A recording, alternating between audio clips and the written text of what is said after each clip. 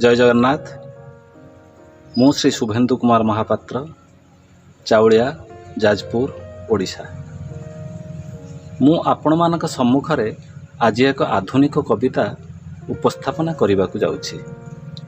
मोर कविताटी आपण मानक हृदय को छुईब बोली मोर आशा तथा विश्वास। मोर आज कवितार शीर्षक मेंचाए स्वप्न। विजन बेलाभूमि शामुका पेटरे मुक्तार सन्धान रे हाथ बढ़ाउथुवा कवि केमिति मुक पालटि जाउछि सागर लहड़ी गणी गणी। स्वप्न पालटि जाउछि सबु आशा आकांक्षा।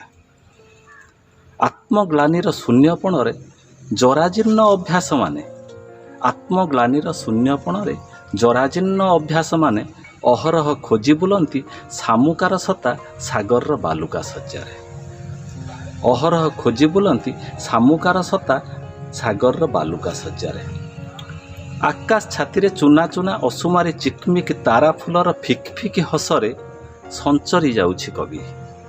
सते जेमिति तोली आनिब सबुतक हसकुरी तारा फुल मानकु ता दुखरे समभागी हेबे, सुखरे हाट बसेइबे लटेई करी ता निश्चुप ओठ धारे। ता दुखरे समभागी हेबे, सुखर हाट बसेइबे लटेई करी ता निश्चुप ओठ धारे। किंतु हजिगले सकाळर पाहांती बार्तारे। एमिति मेंचाए कुहुड़ी भितरे पहरी पहरी अपहंचरे बाट बणा हुए कवि।